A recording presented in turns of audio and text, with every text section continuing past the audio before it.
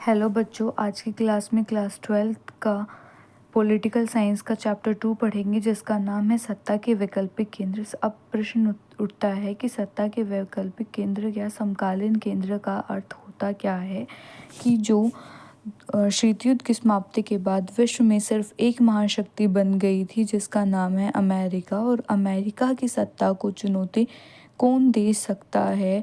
कौन से देश ऐसे हैं जो सत्ता के वैकल्पिक स्रोत बन सकते हैं, जिसमें यूरोपीय यूनियन, चीन, भारत जैसे देश शामिल हैं। तो सबसे पहले हम किसके बारे में पढ़ेंगे? यूरोपीय संघ के बारे में पढ़ेंगे। तो जो यूरोपीय संघ है उसकी स्थापना कैसे होती है?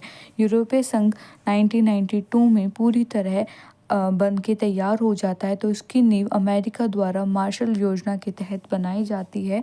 मार्शल योजना के तहत अमेरिका ने यूरोप के देशों को आर्थिक सहायता दी थी, क्योंकि दूसरे विश्व युद्ध के बाद यूरोपीय देशों की आर्थिक स्थिति पूर्ण रूप से खराब हो चुकी थी। तो उनके लिए पुनर्गठन के लिए उन्होंने क्या दी? आर्थिक मदद दी मार्शल योजना के तहत। और इसी के तहत 1948 में यूरोपीय आर्थिक सहयोग संगठन की स्थापना होती है। फिर 1949 में यूरोपीय परिषद राजनीतिक सहयोग बनता है जो राजनीतिक मामलों को देखता है। 1957 में क्या होता है? यूरोपीय आर्थिक समुदाय का गठन किया जाता है। उसके बाद 1992 में maastricht संधि के तहत यूरोपीय संघ बन जाता है और इसमें वर्तमान में 27 सदस्य है। इससे पहले इसमें 28 सदस्य थे, क्योंकि 2016 में जून में क्या हुआ? ब्रिटेन जो है यूरोपीय संघ से अलग हो गया और जो है 2022 में पूर्ण रूप से अलग हो चुका था। जनमत संग्रह 2016 में कराया गया और 2020 में क्या हो गया? ये पूर्ण रूप से अलग हो गया। ठीक है। अब इसमें जो है नए सदस्य, पुराने सदस्य कौन कौन थे? तो नए सदस्य, पुराने सदस्य के बारे में Australia, Belgium, Denmark, Finland, France, Germany, ये सब देशों के नाम याद रखने हैं। और नए सदस्य कौन कौन से हैं? क्रोएशिया, बुल्गारिया, स्लोवाकिया और लिथुआनिया, पोलैंड, चेक गणराज्य, रोमानिया, और ये सब नाम याद रखने हैं। और टोटल सदस्य, मेन बात क्या है, क्या याद रखने हैं? कुल सदस्य कितने हैं? 27 है। पहले कितने थे? 28 थे। कौन अलग हुआ? ब्रिटेन अलग हुआ। कब हुआ? 2016 में जनमत संग्रह, 2020 में पूर्ण तरह से यूरोपीय यूनियन से अलग हो चुका है। अब सबसे महत्वपूर्ण प्रश्न, उद्देश्य। कोई भी संगठन बनता है तो उसके मुख्यतः जो उद्देश्य हैं वो सेम ही होते हैं। तो इस यूरोपीय यूनियन के क्या उद्देश्य थे कि ताकि जो हैं जितने भी ये देश हैं उनकी विदेश नीति और सुरक्षा नीति क्या हो? एक समान हो। आर्थिक मामले, न्याय के मुद्दे एक साथ मिलकर सहयोग से उनको ठीक कर सके। इसके अलावा मुद्रा का प्रचलन, एक समान मुद्रा। कौन सी मुद्रा है? यूरो है उनकी मुद्रा। तो यूरो का प्रचलन हो, वीज़ा मुक्त आवाजाही, किसी भी यूरोपीय देश में जाते समय कोई भी वीज़ा नहीं लगता। तो सबसे बड़ा उद्देश्य यही थे, ये 4 उद्देश्य याद रखने। अब इसकी विशेषता क्या है कि किस लिए बनाया गया? आर्थिक सहयोग के लिए बनाया गया, बदलकर राजनीतिक सहयोग में बन गया। और ये क्या है कि इसमें जो है एक पूरी तरह से क्या है, ये राष्ट्र राज्य की तरह कार्य करता है। इसका खुद का झंडा है, गान है, स्थापना दिवस है, इनकी खुद की एक मुद्रा है। इसके अलावा काफ़ी हद तक इनकी सभी देशों की एक साझी विदेश नीति और सुरक्षा नीति होती है। झंडा याद रखना है सबसे ज़रूरी। क्या है? यूरोपीय संघ का झंडे में पूछेंगे ये कितने सितारे हैं और किस रंग के हैं? तो 12 सोने के सितारे जो हैं वो हैं। और ये किस चीज़ का प्रतीक है? ये सबसे इम्पोर्टेंट, किस चीज़ का प्रतीक है? तो ये लोगों की पूर्णता के, एकता का, समग्रता का, मेल मिलाप का प्रतीक है। और 2009 में यूरोपीय साझा संविधान बनाने की कोशिश की गई जो नाकामयाब रही। और इसको कार्टून के जरिए किस तरह से दिखाया गया है कि जो टाइटैनिक जहाज जिस तरह से डूब गया था, उसी तरह से जो यूरोपीय यूनियन द्वारा संविधान बनाने की जो प्रयास थे, उसी तरह यूरोपीय यूनियन के जो संविधान डूब गया था, जिस तरह टाइटैनिक डूब गया था।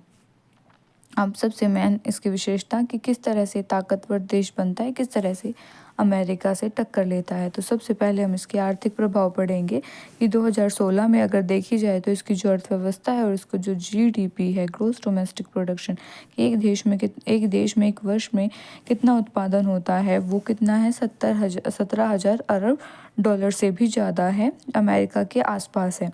इसके अलावा जो इसकी मुद्रा है वो कौन सी है? यूरो है। और जो किसकी टक्कर लेती है? अमेरिका के डॉलर की टक्कर, मतलब के लिए खतरा हो सकता है, उसकी पूरी तरह से टक्कर लेती है। इसके अलावा विश्व व्यापार में कितनी भागीदारी है? 3 गुना ज़्यादा भागीदारी है यूरोपीय यूनियन की। इसके अलावा यूरोपीय यूनियन जो है उसका प्रभाव कहाँ कहाँ हमने देखने को मिलता है, यूरोप, एशिया और अफ्रीका के देशों में इसका प्रभाव देखने को मिलता है। और जो है विश्व व्यापार संगठन में एक महत्वपूर्ण समूह के रूप में ये क्या करता है, कार्य करता है। अब यूरोपीय यूनियन के जो राजनीतिक प्रभाव है उसमें क्या परिणाम है कि जो फ्रांस है वो किसका सदस्य है, संयुक्त राष्ट्र संघ की सुरक्षा परिषद का स्थायी सदस्य है। और जो है हर वर्ष मतलब हर 2 वर्षों में कोई ना कोई यूरोपीय संघ में से स्थायी सदस्य भी चुना जाता है। इसके अलावा सैनिक प्रभाव, दुनिया की दूसरी सबसे बड़ी सेना है, ये याद रखना है। और फिर क्या है, अमेरिका से जो है कुल रक्षा बजट अमेरिका के पास सबसे अधिक है, दूसरे नंबर पर है। और फ्रांस के पास क्या है, परमाणु हथियार है। और जो है विज्ञान प्रौद्योगिकी में भी जो है यूरोपीय संघ दुनिया में दूसरे स्थान पर है। ये तो क्यों मजबूत है, किस तरह से अमेरिका की टक्कर ले सकता है। अब हम बात करेंगे कि इसकी सीमाएं क्या हैं, कि जो है ज़रूरी नहीं कि सारे देशों की विदेश नीति, रक्षा नीति एक समान हो। बहुत सारे देश ऐसे हैं जो एक दूसरे के खिलाफ होते हैं। जैसे इराक के हमले में जो है कुछ देशों का पक्ष था कि अमेरिका ने ठीक किया, कुछ देशों का पक्ष अमेरिका के विरुद्ध था। तो एक दूसरे के बीच एक दूसरे के खिलाफ होते हैं बहुत बार ये देश। इसके अलावा जो यूरो है उसको लागू करने पे भी देश नाराज़गी दिखाते हैं। कुछ लोग बोलते हैं कि यूरो हम लागू होने चाहिए, कुछ बोलते हैं कि हम अपने देश के करेंसी के उसमें व्यापार करेंगे। तो वो सब चलता रहता है। जैसे कि डेनमार्क और स्वीडन जो है उन्होंने इसका विरोध किया था यूरो मुद्रा को मानने का। कुछ देश किसके साथ संगठन बनाना चाहते हैं, अमेरिकी गठबंधन में शामिल होना चाहते हैं। और जो है यूरोपीय बाजार, जैसे ब्रिटेन जो है वो बाजार व्यापार की वजह से यूरोपीय यूनियन से अलग हो गया क्योंकि उसको घाटा हो रहा था। तो ये सब क्या हो गई, इसकी कमियां हो गई।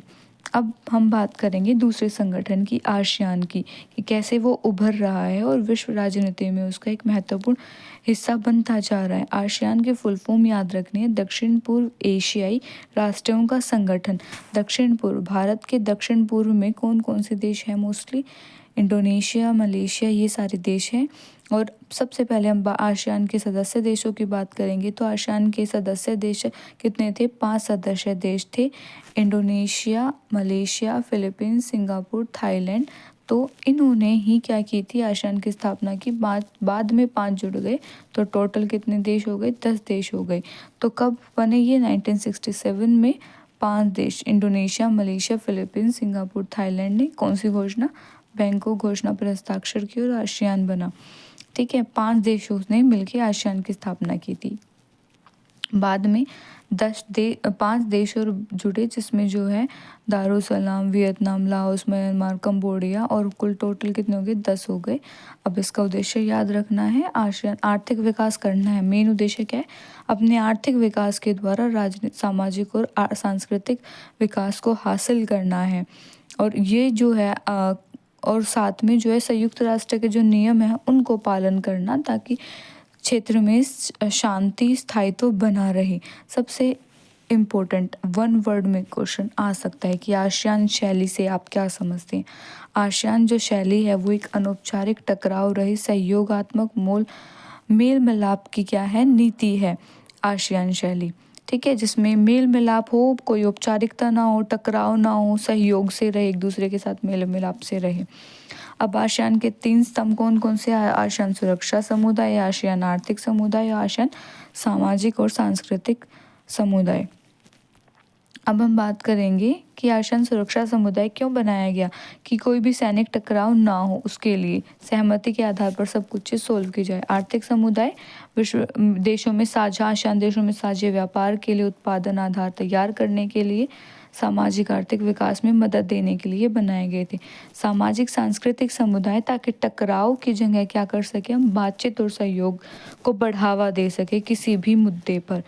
अब आसियान क्षेत्रीय मंच कब बना, या क्वेश्चन आएगा ARF कब बना। ARF 1994 में बना और इसका उद्देश्य क्या है, सदस्य देशों की सुरक्षा और विदेश नीति में तालमेल बनाना। ठीक है, अब आसियान की उपयोगिता और प्रासंगिकता। उपयोगिता और प्रासंगिकता का मतलब है कि कितना ये जरूरी है वर्तमान के समय में। तो ये क्या हो रहा है, एक मजबूत आर्थिक शक्ति के रूप में बन रहा है। भारत और चीन जैसे तेजी से विकास करने वाली एशियाई देशों के साथ व्यापार और निवेश के मामले में प्रदर्शित होता है कि ये एक धीरे धीरे क्या बन रहा है, महाशक्ति के रूप में। अच्छा व्यापार हो रहा है, टूरिस्ट आ रहे हैं, तो तेजी से जो है विकास करने वाली अर्थव्यवस्था है आसियान देशों की। आसियान में निवेश, श्रम और सेवा के मामले में मुक्त व्यापार क्षेत्र बनाने पर भी ध्यान दिया गया। मोस्टली आसियान देश हैं वो क्या करते हैं, मुक्त व्यापार करते हैं। भारत चीन के साथ मुक्त व्यापार में रुचि दिखा रहे हैं। 1991 में भारत ने पूर्व की ओर देखो की नीति अपनाई और 2014 में एक्ट ईस्ट जो पॉलिसी है वो अपनाई, जिससे जो है इसका उद्देश्य क्या था कि दक्षिण पूर्व एशियाई देशों के साथ राजनीतिक, आर्थिक और सुरक्षा सहयोग को बढ़ावा देना है।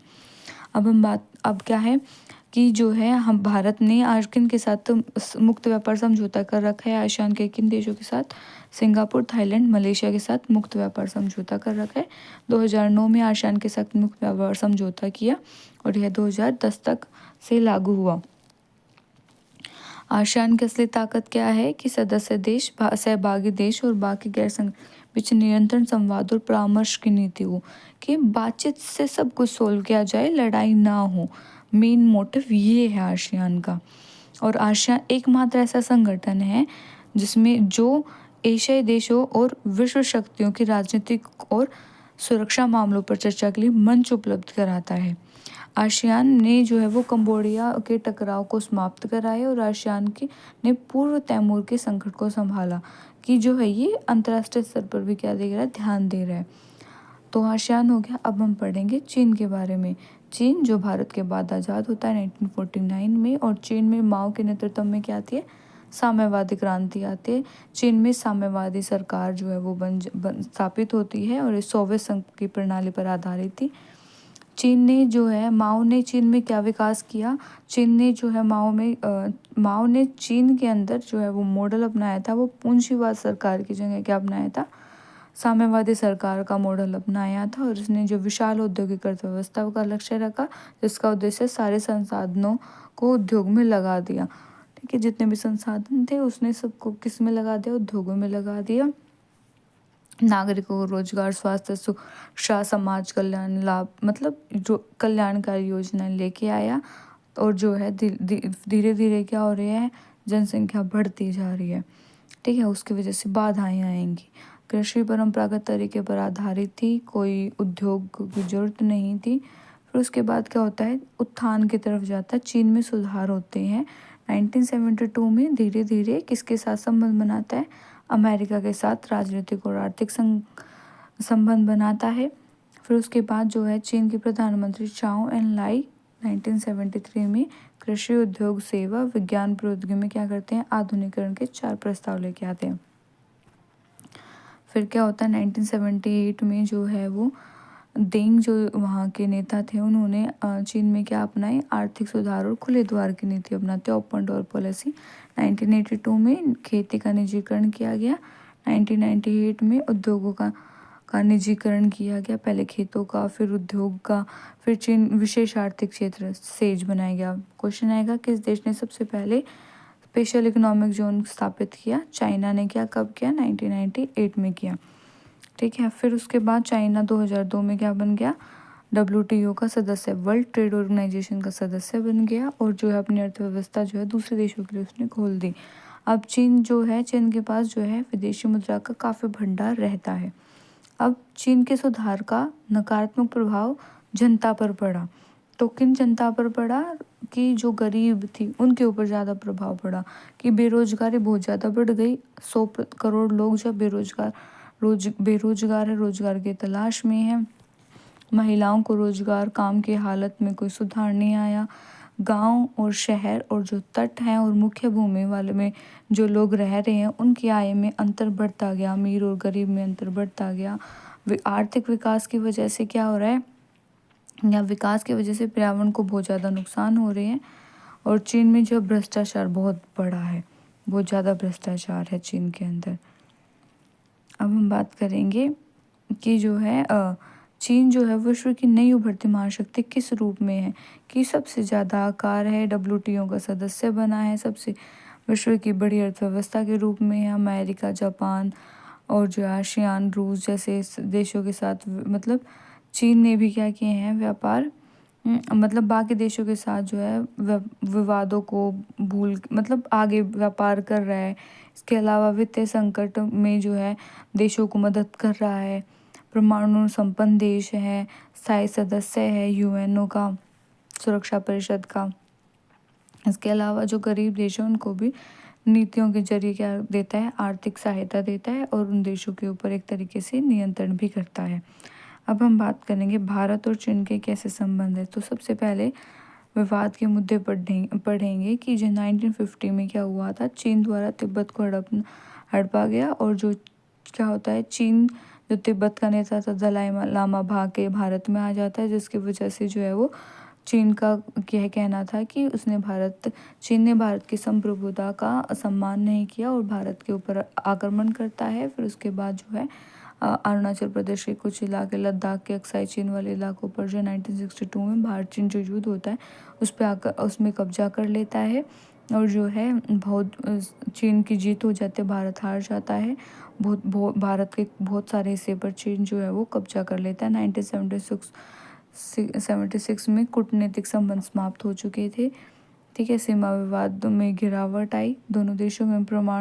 पाकिस्तान जो है ने जो परमाणु हथियार बनाए थे उसमें मदद दी थी। इसके अलावा भारत विरोधी कार्य करता है, बांग्लादेश, म्यांमार इनके साथ मिलके इसके आतंकवाद फैलाने की कोशिश करता है। भारत को विटो ना मिले उसका विरोध करता है यूएनओ में, और जो है चीन के समर्थन में रहता है, भारत का हमेशा विरोध करता है। सहयोग के क्षेत्र क्या है दोनों देशों के बीच, 1970 के दशक में क्या होता है, राजनीतिक नेतृत्व बदलने के बाद जो है नीतियों में परिवर्तन आता है, विचार बदलते हैं नेताओं के और विवाद को छोड़कर क्या करता है, सुझाव की तरफ जाते हैं, मेल मिलाप की तरफ जाते हैं। नए आर्थिक जो है दोनों देशों के बीच कोई आर्थिक अच्छे संबंध नहीं थे, फिर धीरे धीरे राजनीतिक संबंध बनना स्टार्ट होते हैं। 1998 में राजीव गांधी चीन के दौरे पर गया ताकि संबंध अच्छे हो जाएं। इसके अलावा संस्कृति का, विज्ञान का, इनका एक दूसरे से आदान प्रदान कर रहे हैं। 1999 में चीन भारत के साथ व्यापार जो संबंध था वो 30% सालाना बढ़ चुका था। इसके अलावा 33 करोड़ 80 लाख डॉलर का द्विपक्षीय व्यापार जो है 1992 में किया गया। 2017 में जो है 84 अरब डॉलर का व्यापार किया गया। और ऊर्जा जो है विदेश में ऊर्जा सौदा हासिल करने के मामले में भी दोनों देशों के बीच सहयोग रहा। परिवहन संचार में बढ़ोतरी के लिए समान आर्थिक हितों के साथ सकारात्मक संबंध है। इसके अलावा चीन के नेता और भारत के नेता आधिकारिक मतलब बैठकें होती रहती हैं। ये हो गया चीन के बारे में। अब किसके बारे में पढ़ेंगे, जापान। ऐसा देश, द्वीपीय देश है, एकमात्र देश जिसने परमाणु विभंसा सही है। जापान के संविधान में अनुच्छेद 9 में क्या लिखा हुआ है, अंतर्राष्ट्रीय विवाद को हम कैसे सुलझाएंगे, आराम से सुलझाएंगे, बल को त्याग देंगे। कैसे उभर रहा है जापान, समकालीन केंद्र के रूप में। प्राकृतिक संसाधन कम है परंतु कच्चा माल आयात करते हैं और जो है उत्पादन प्रौद्योगिकी बिल्कुल अच्छी है। सुजुकी, होंडा जैसी कंपनियां, जो बड़े बड़े ब्रांड्स हैं वो जापान के हैं। OECD का कब सदस्य बना, 1964 में। जापान की आर्थिक जो है वो अर्थव्यवस्था विश्व की तीसरी सबसे बड़ी अर्थव्यवस्था है। जो जापान है वो क्या है, एकमात्र सदस्य है जो G7 का सदस्य है। ठीक है, और विश्व में जो है आबादी के हिसाब से कौन सा स्थान है, जापान का 11वां स्थान है। बजट में अच्छा अनुदान देता है संयुक्त राष्ट्र के बजट में, और जो है सैन्य व्यय में 7वां सदस्य है। 1991 में जापान किसका, अमेरिका के साथ जो है सुरक्षा गठबंधन किया। तो जापान, बड़ा लॉन्ग क्वेश्चन कोई नहीं आएगा जापान में। दक्षिण कोरिया में से भी कोई लॉन्ग क्वेश्चन नहीं आएगा, पर हम इसको पढ़ लेते हैं। तो दक्षिण कोरिया जो है, उत्तर कोरिया और दक्षिण कोरिया दो भाग थे, तो जो है शीत युद्ध में ये अलग हुए थे। और दक्षिण कोरिया में क्या है, रिपब्लिक ऑफ कोरिया है, और उत्तर Korea Democratic Republic of Korea. और दक्षिण कोरिया अधिक विकसित है, जिसमें लोकतंत्र की बात हम कर सकते हैं, एशियाई महाद्वीप में स्थित है। और रिपब्लिक ऑफ कोरिया, दक्षिण कोरिया, जिसकी राजधानी क्या है, सियोल है और जो है हान नदी यहाँ से गुजरती है। हान नदी को वहाँ का ये चमत्कारी नदी बोला जाता है, जिससे जो है विकास का जरिया है एक तरीके से। दक्षिण कोरिया जो है 1960 के दशक से 1980 के दशक के बीच इस जो है आर्थिक विकास होता है तेज़ी से। हान नदी पर चमत्कार कहा जा सकता है। 1996 में OECD का सदस्य बनता है और इसकी जो अर्थव्यवस्था है विश्व में कौन सी अर्थव्यवस्था है, 11वीं सबसे बड़ी अर्थव्यवस्था है, ठीक है, 2017 के अकॉर्डिंग। 10वां सबसे बड़ा स्थान है सेना के लिहाज से। 2016 में जो है दक्षिण कोरिया में HDI रैंक में 18वां स्थान था और जो है उच्च मानव विकास के लिए जिम्मेदार प्रमुख कारकों में सफल भूमि सुधार किए, कृषि विकास किया, व्यापार, मानव संसाधन, तीव्र न्याय संगत आर्थिक विकास इसमें शामिल है। उच्च प्रौद्योगिकी है। कोरिया के पास सैमसंग, LG और हुआवी जैसे देश कहाँ के हैं, दक्षिण कोरिया के हैं। तो इस तरह चैप्टर समाप्त होता है। महत्वपूर्ण बिंदु हमने सब कुछ पढ़ लिया है। Keep watching, keep study, subscribe, like, share. Thank you.